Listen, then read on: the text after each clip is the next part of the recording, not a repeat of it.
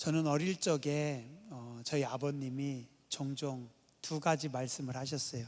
제가 어릴 적에 아버님은 교회 잘 안 다니셨거든요. 교회 안 다니셨고 또 좀 약주를 좋아하셨어요. 그리고 아버님이 좀 젊으셨을 때부터 혼자 고생을 많이 하셨대요. 저희 아버님이 17세인가 18세인가 그때 할아버지가 돌아가셔서 참 고생을 많이 하셨다고 합니다. 약주도 많이 드시고 또 담배도 좋아하셨고 교회만 안 나오셨고. 네, 어릴 적에 아버님이 늘 저한테 하셨던 말 중에 두 가지 얘기하신 것 같아요. 하나는 착하게 살아라, 착하게 살아라. 맨날 그 얘기 하셨어요. 착하게 살아라, 착하게 살아라. 예, 예, 예. 딱 우리 충청도 사람들 스타일이죠, 그죠? 우리 충청도는 그래요. 어른들이 착하게 살아라, 착하게 살아라. 어쩌면 좀 어리숙해 보이고 어쩌면 좀 바보 같다 보일지 모르지만 시간이 지나면서 가만히 보니까 우리 아버님 말씀이 맞는 것 같아요, 그죠? 하나님이 보시고 하나님 아시기 때문에 착하게 살아야 되고, 그 다음에 또 하나 저희 아버지가 하셨던 말씀이 하늘이 무너져도 솟아날 구멍은 있다. 저희 아버님 고생을 많이 하시면서 겪으셨나 봐요. 저한테 그 얘기 하셨어요. 하늘이 무너져도 솟아날 구멍은 있다. 아버님이 종종 그 얘기를 하셔서 저도 이게 머릿속에 박혔나 봐요. 그래서 제가 좀 이렇게 뭐라고 할까요? 웬만큼 어려운 일 만나도 좀 태평합니다. 그리고 좀 뭐 다 무너질 것 같아도 괜찮아, 괜찮아. 왜요? 우리 아버지가 그랬거든요.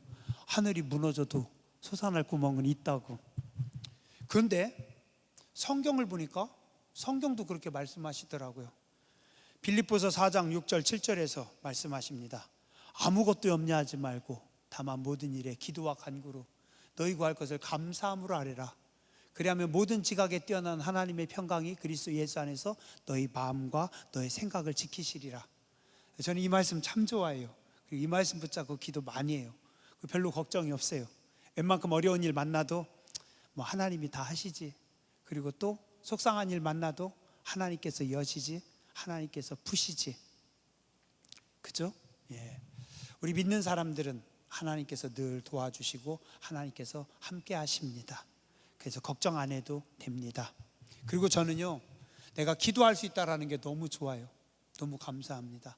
어떤 일을 만나도, 무슨 일이 생겨도, 아무리 내가 답답한 일을 만나도 기도하면 결국은 하나님께서 다 푸시더라고요. 그죠? 하나님께서 다 하십니다. 어르신들, 저보다 훨씬 많은 세월을 사신 어르신들이기 때문에 우리 장로님들, 권사님들, 어르신들 많이 느꼈잖아요. 그죠?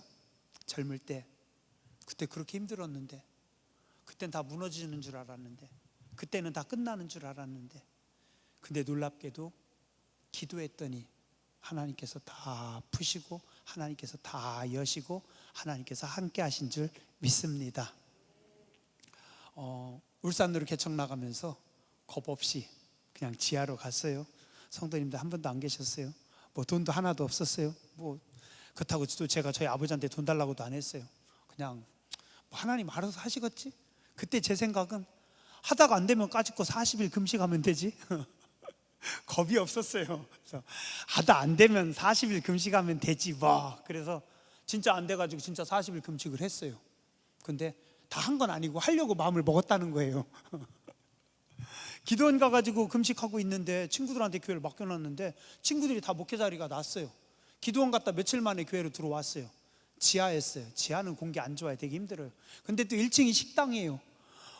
지하에서 금식하고 있는데 1층에 식당이니까 막 감당을 못 하겠어요. 공기도 안 좋고 막 오바이트 나오고 음식 냄새 나오고. 그래서 그때 16일인가 그쯤 한 것 같아요. 그 정도 하다가 하나님 죄송해요, 도저히 못 하겠어요. 그리고서 밥 먹었는데 참 감사해요.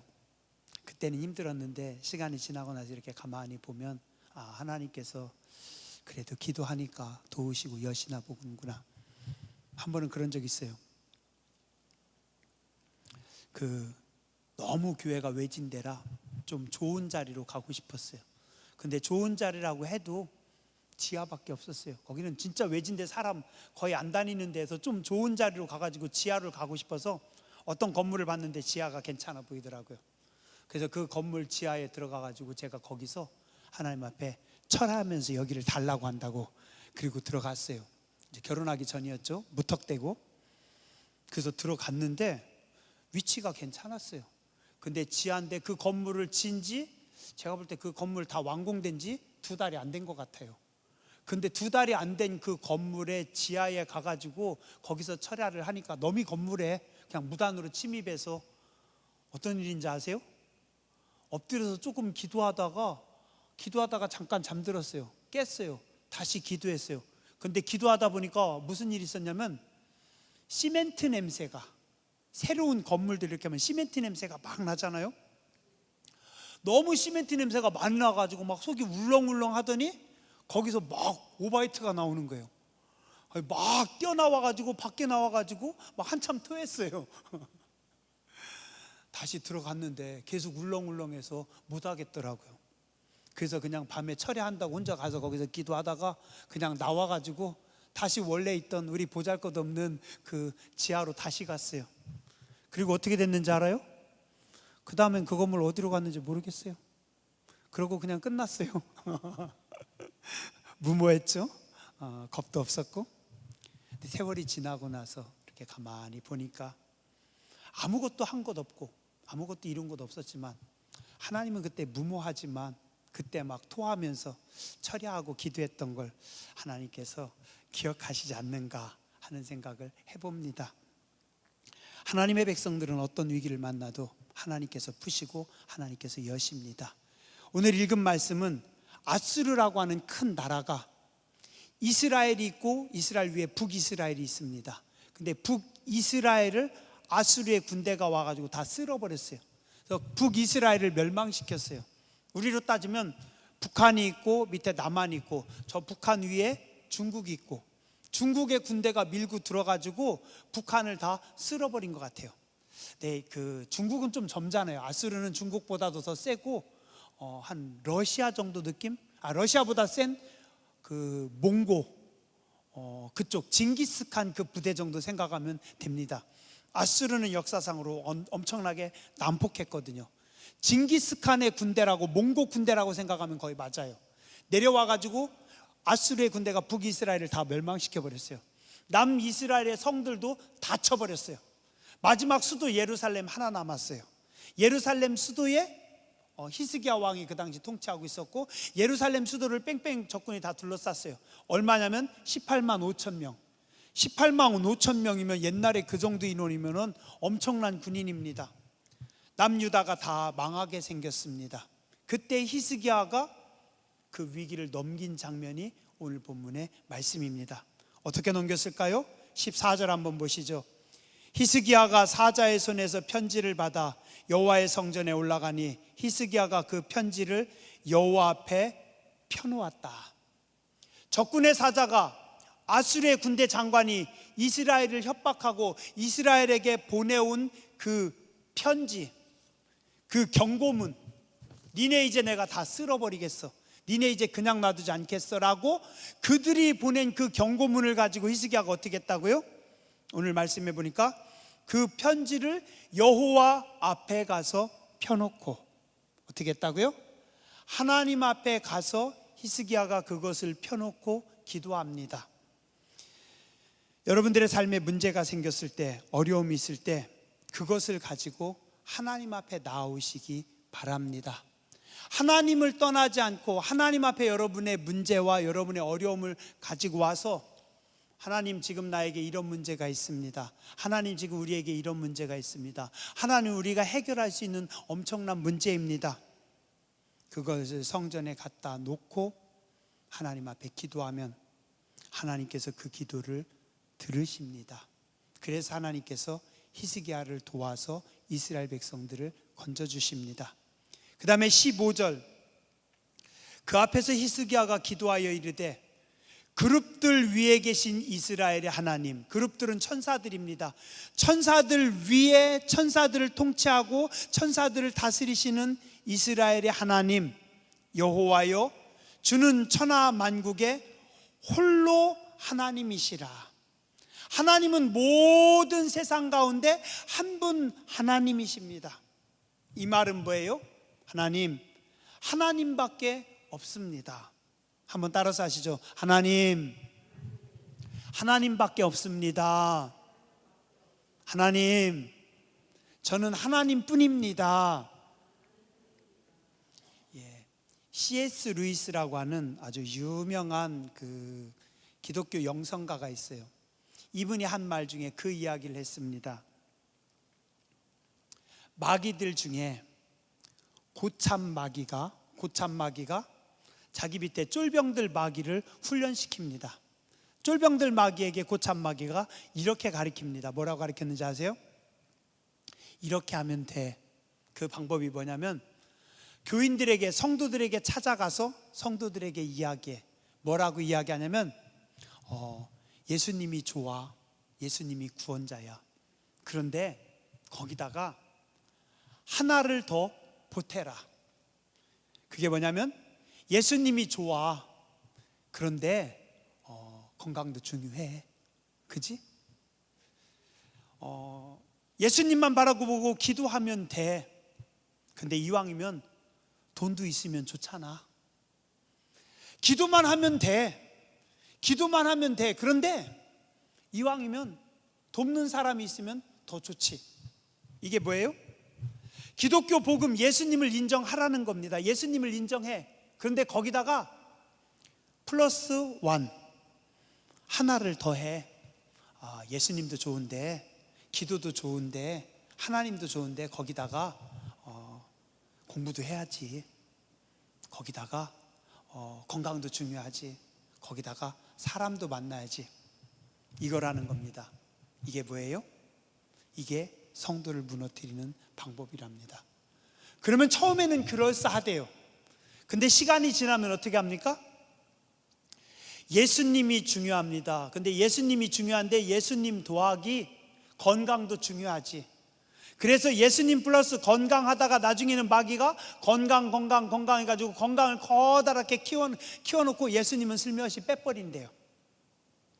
예수님 중요하지. 근데 사람들도 중요해. 사람과의 관계도 중요해. 그래서 그 관계를 중요시 여겨야 돼 하다가 나중에는 예수님은 슬그머니 감춰버린대요. 마귀의 전략에 속지 말라는 겁니다. 우리 히스기야는 어떻게 합니까? 하나님 앞에 나와서 기도합니다. 하나님뿐입니다. 하나님밖에 없습니다. 이사야가 히스기야에게 와가지고 너 곧 죽을 거다라고 했을 때도 히스기야는 어떻게 해요? 성전의 벽을 향하여 벽에 가가지고 하나님 앞에 기도합니다. 하나님, 나를 살려주실 분은 하나님밖에 없습니다. 요즘으로 따지면 뭐라고요? 아니, 기도도 좋지만 병원도 가보라니까. 어이도 있잖아. 병원도 가볼 수 있고 민간요법도 할 수 있고 뭐도 할 수 있고 하면 같이 하면 되지. 왜 꼭 기도만 해야 돼? 근데 히스기야는 어떻게 했어요? 어떻게 보면 좀 바보 같은 우직함이 있었는데 하나님은 그 우직함을 기뻐하십니다. 히스기야는 뭐라고 해요? 하나님밖에 없습니다. 하나님밖에 없습니다. 하나님, 나는 다른 건 아무것도 없습니다. 기댈 수 있는 것도 없고 바라볼 수 있는 것도 없고 할 수 있는 것도 없습니다. 그냥 오직 하나님 한 분뿐입니다. 역대하 14장 8절에서 12절에 보면 유다의 아사라고 하는 뛰어난 왕이 있었어요. 하나님 앞에 선한 왕이었습니다. 이 아사 왕 때 저 밑에 구스라고 하는 지역에서 100만의 군대가 쳐들어옵니다. 100만이면 엄청난 군대죠.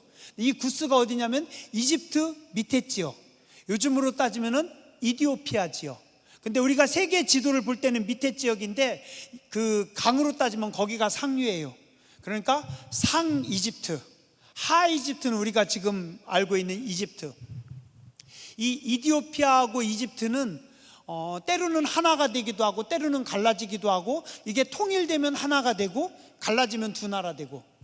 그런데 이 나라가 하나가 됐어요. 그러면 강력한 군대가 되겠죠? 그럼 그 강력한 군대가 되는 그 구스에서 100만의 군대가 올라옵니다. 아프리카의 장정들, 흑인들, 그들이 100만 명이 이스라엘을 쳐들어옵니다. 성경에 보면 그들이 가지고 온 병거가 뭐냐면은 전차, 옛날 전차면 요즘 탱크 같은 느낌입니다. 병거가 300대 유다를 쳐들어옵니다. 근데 이때 유다는 군대를 다 모으니까 58만이에요.